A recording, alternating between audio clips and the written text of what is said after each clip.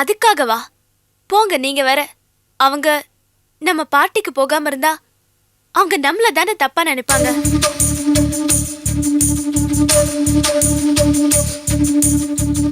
என்ன சொன்ன? நம்மள தான் தப்பா நினைப்பாங்கன்னு சொன்னேன். என்ன என்ன? நம்மள தான் தப்பா நினைப்பாங்கன்னு சொன்னேன்.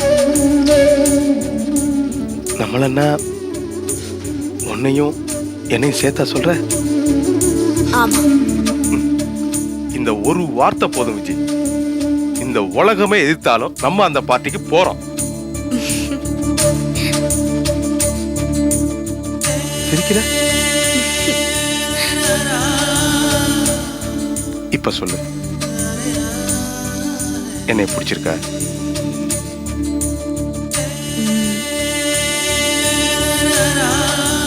என்னைய பிடிச்சிருக்கா? தள்ளு தள்ளு தள்ளு தள்ளு தள்ளி உட்கார்.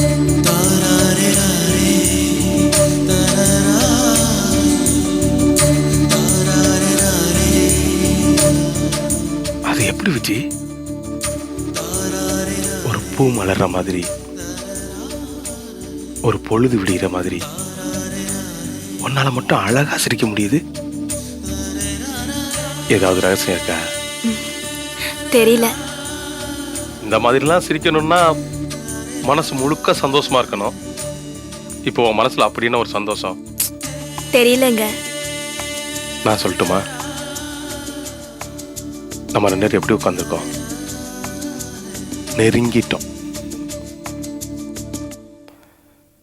இப்பதான் வச்சு நிம்மதியா இருக்கு. இனிமே நைட்டானா எனக்கு தூக்கம் வருதுன்னு சொல்ல மாட்டேன். நான் வெளியில போயிட்டு வர்றதுக்குள்ளேயும் சீக்கிரம் படுத்து தூங்க மாட்டேன். இந்த கட்டில்ல நான் தனியா படுத்தா தான் தூக்கம் வருதுன்னு சொல்ல மாட்டேன். இது எல்லாத்துக்கும் மேல எனக்கு நீ ப்ரொமோஷன் கொடுத்துட்ட. தரையில படுத்துட்டு இருந்த என்ன கட்டில்ல படுக்க வச்சுட்ட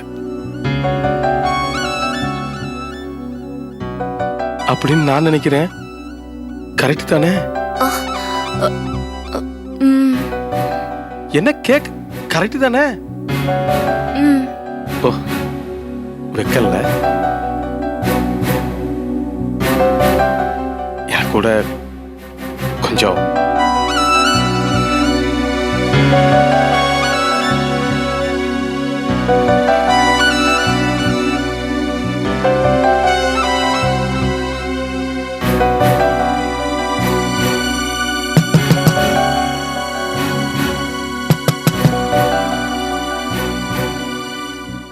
வந்து வாச்சிருக்குங்களே நமக்குன்னு.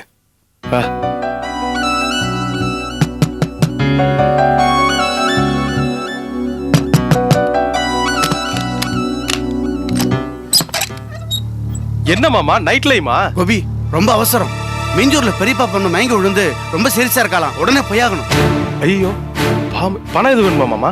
பணம் எல்லாம் வேணாம்ப்பா, நீ துணைக்கு வா, பைக் எடு போலாம். பைக்கா?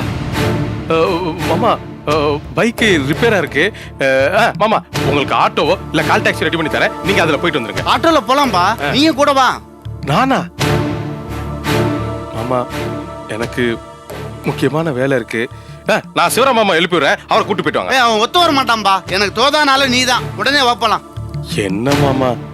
மாமா காலையில இருந்து நிறைய வேலை பார்த்து பயங்கர டயர்டா இருக்கு. நீ குமாரண்ண கூட்டு போங்களேன். டேய் கோபி, அவர் எவ்வளவு டென்ஷனோட இருக்காரு. இந்த நேரத்துல ஒரு அக்கா புருஷனுக்கு உதவாம நீ எதுக்குடா இருக்க? நீ சொல்ற சிவராம் மாமாவையும் குமாரையும் கூட்டிட்டு போக அவருக்கு தெரியாதா? உன்னை பிடிச்சிருக்கு தானடா உன்னை வந்து கூப்பிடுறாரு. அதுவும் இந்த மாதிரி நேரத்துல உன் கூட போனாதானே எனக்கு நிம்மதி. அவங்களோட எல்லாம் போனா இவர் வீடு வந்து சேர்ற வரைக்கும் எனக்கு திக்கு திக்குன்னு இருக்கும்டா. என்னடா யோசிக்கிற? உன் பொண்டாட்டிக்கு நான் துணைக்கு இருக்கேன்டா, நீ கவலைப்படாம போயிட்டு வா. டேய் கிளம்புடா, போடா. சரி சட்டையை மாட்டிட்டு ரெடியாங்க, வந்துடுறேன் போலாம். சரி சரி சீக்கிரம் வா.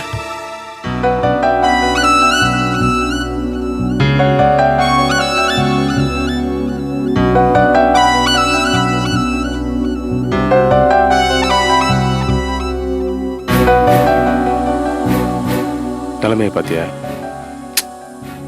அதான் அவங்க சொந்தக்காரங்க யாருக்கோ உடம்பு சரியில்லையா, பாவம். போயிட்டு வரட்டுமா?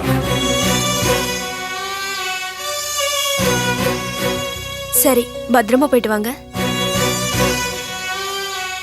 விஜய், உன்னோட நிலைமை எனக்கு நல்லா புரியுது.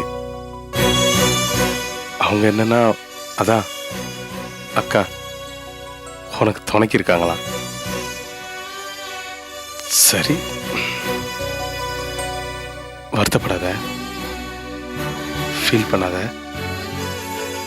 சீக்கிரம் வந்துடுறேன், வரேன். சந்தோஷமா இருக்குன்னு பார்த்தா விட மாட்டாங்க போல இருக்கு. வரேன்.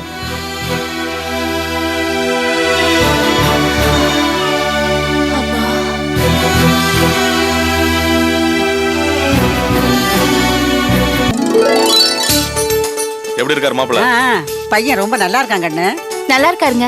சுந்தரையா தான் இந்த போட்டோ, ஜாதகம், எங்க வேலை செய்யறாரு, இந்த விவரம் எல்லாம் கொடுத்தாரு. அப்படியா?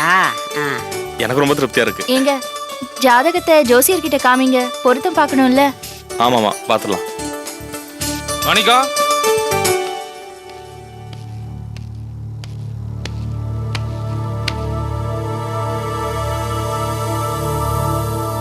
வாப்பா செந்திலு, வாடா உட்கார்றா. வரவேற்கிற. என்ன காரியம் பண்ணி வச்சிருக்க தெரியுமா நீ? நான் என்னடா காரியம் பண்ணி வச்சேன்? இது யார் வீடு? மாணிக்க வீடு. மாணிக்க உனக்குன்னு ஒட்டா வரவா? இங்க எதுக்கு வந்து உட்காந்துருக்க நீ? பிச்சை கஞ்சிக்காவா? ஆமா, அப்படித்தான் வச்சுக்கோ. ஏன் அந்த கஞ்சி நாங்க ஊத்த மாட்டோமா? நீ ஊத்துற அந்த பிச்சை கஞ்சிய உன் வீட்டுல நாயை கட்டி வச்சிருக்க இல்லடா, அதுக்கு ஊத்து, எனக்கு வேண்டாம். என்னை அவமானப்படுத்தணும் முடிவு பண்ணி இங்க வந்து உட்காந்துக்கிட்டு திமிரா வேற பேசுறியா? ஹலோ, கொஞ்சம் பொறுமையா பேசுங்க. பெத்த அம்மா கிட்ட எப்படியா பேசுறது? நீ சப்போர்ட் கறியா? ஏயா, அதுக்கு தான் வயசாகி போய் மரம் கண்டு போய் கிளம்பி வந்துருச்சு. நீ எதுக்கு இங்க உட்கார வச்சு சோத்த போட்டுட்டு இருக்க? பெத்தவளை மன நோகாம வச்சுக்க தெரியல, அதுக்கு மாணிக்க தேட்டா திட்டுற. உன்னை பெத்தவளை ஆதரிக்கிறானே, அதுக்கு நீ அவனுக்கு கொடுக்குற பரிசா? ஏன் பேச மாட்ட? எங்க சோறு கிடைச்சாலும் நல்லா உட்காந்துக்கிற சோத்து பிண்டம் தானே நீயே. வெக்கமான நீ எதா இருந்தா அப்படி மூணாவது மனுஷன் வீட்டுல உட்காந்து ரவுண்டு கட்டி திம்பியா? மானம் கட்ட ஜென்மம். கொஞ்ச நஞ்ச மான ரோசரத்தை என் உடம்புல ஓடுறதுனால தான்டா உன்னை விட்டுட்டு இங்க வந்து உட்கார்ந்துருக்கேன். இனிமே நான் செத்தாலும் ஓ வாசப்படி மிதிக்க மாட்டேன். அதான் சொல்றாங்கல்ல, பாட்டி இனிமே இங்க தான் இருப்பாங்க, நீங்க கிளம்புங்க.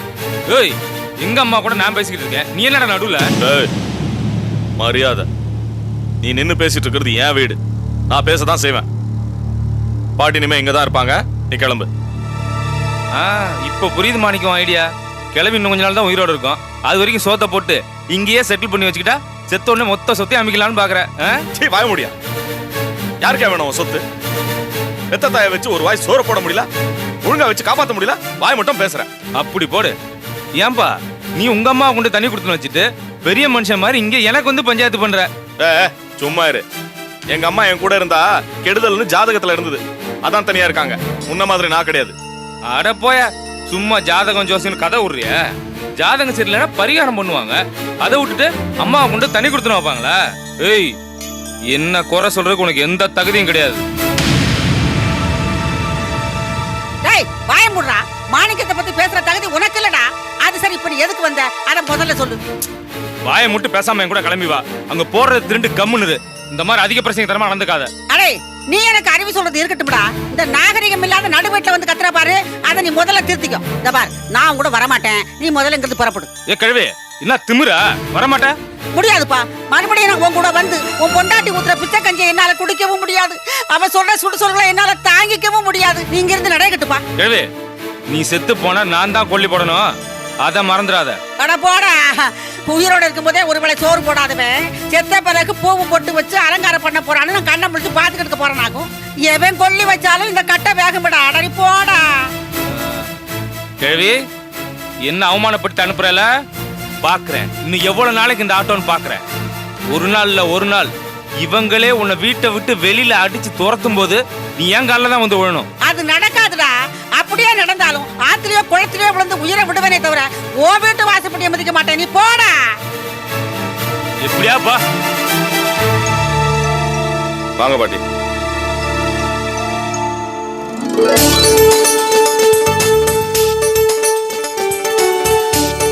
ஆமா, சுந்தரையா சொன்னார்ல, அந்த பையன் தான்.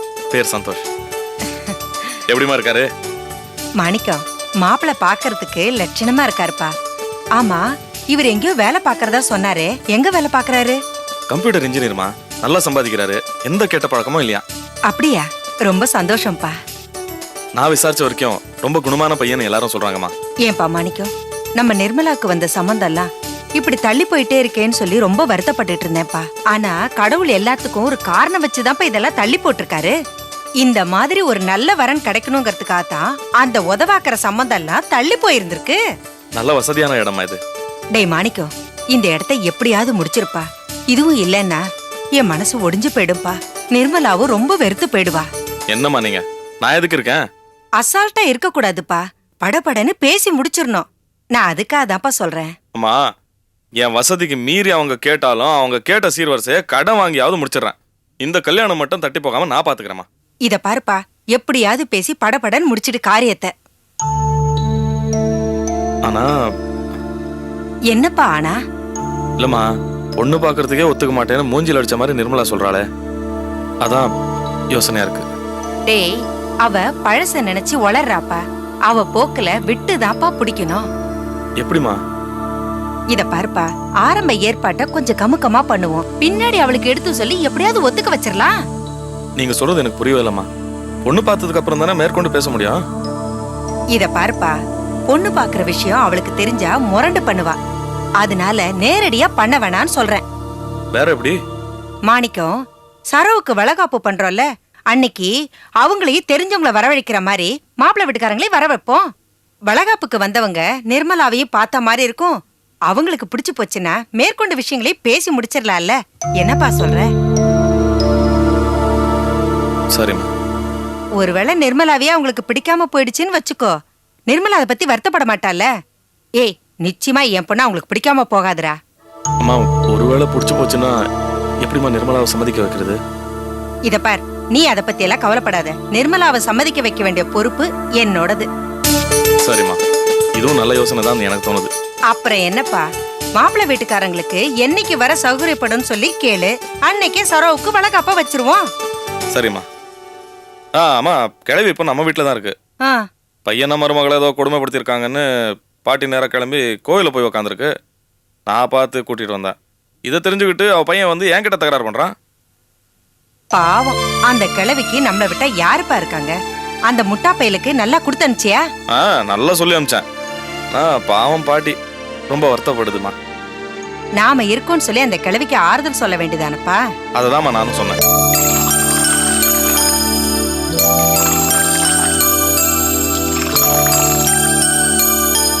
வில்லன் மாதிரி நம்ம வீட்டுக்குள்ள வந்து உட்கார்ந்திருக்காரே, எல்லாத்தையும் கெடுத்து விட்டாரே.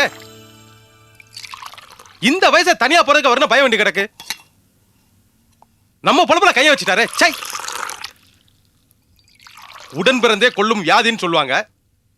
இவர் என் உடன் பிறந்தவளை கட்டிக்கிட்டு என்னைய கொல்றாரு. இன்னும் நம்ம தலையெழுத்துல என்னன்னு எழுதியிருக்கோ. சை.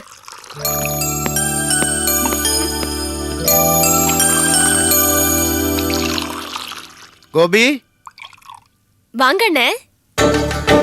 யார? என்னையா? உங்களதான் அண்ணே, உள்ள வாங்க. உட்காருங்க அண்ணே. இந்தாங்க காஃபி. காஃபியா? எனக்கா? உங்களுக்கு தான் அண்ணே, நானே காஃபி போட்டேன். இந்தாங்க குடிங்க.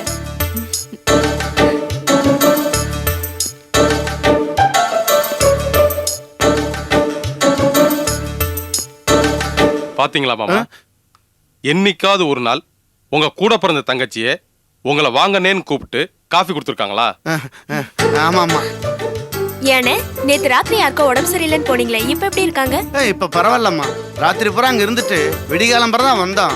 இப்ப நல்லா இருக்காங்கிற விஷயத்த சொல்லிட்டு கோபிக்கும் தேங்க்ஸ் சொல்லிட்டு போலாம் வந்தம்மா. என்னன்னு நீங்க தேங்க்ஸ் அது இதுன்னு சொல்லிக்கிட்டு, இந்த மாதிரி ஹெல்ப் உங்களுக்கு எந்த நேரத்துல எப்ப வேணும்னாலும் தயங்காம கேளுங்க. உங்களுக்கு ஹெல்ப் பண்ணாம வேற யாருக்கு பண்ண போறாரு இல்லைங்க? நான் வரேம்மா. தேங்க்ஸ் கோபி.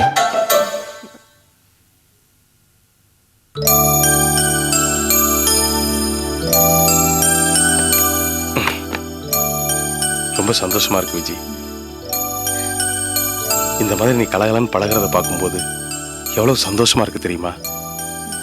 ஒரு விதத்துல நேத்து நம்ம விஷயம் தள்ளி போனது கூட நல்லதுக்குன்னு தான் நினைக்கிறேன். ஏன்? அப்பதானே இன்னைக்கு சம்பிரதாயப்படி பால் பழம் பூ எல்லாம் வச்சு ஆரம்பிக்கலாம்.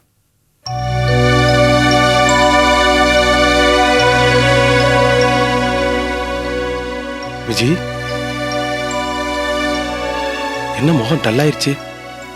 உடம்பு எதுவும் சரியில்லையா? அதெல்லாம் எதுவும் இல்லைங்க. அப்பாடி, எங்க நீ பழையபடி தலைவலிக்குது ஜோரம் அடிக்குதுன்னு சொல்லி என் தலையில பெரிய குண்டை தூக்கி போட்டுருவேன்னு பயந்துட்டேன். பின்ன இருக்காதா விஜி?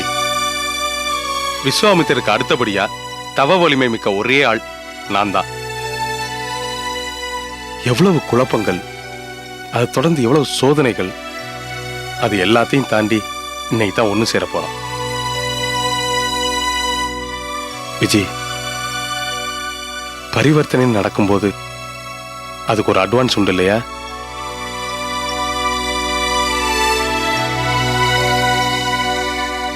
எனக்கு ஒரு அட்வான்ஸ் கொடு. எனக்கு ஒரு அட்வான்ஸ் கொடு.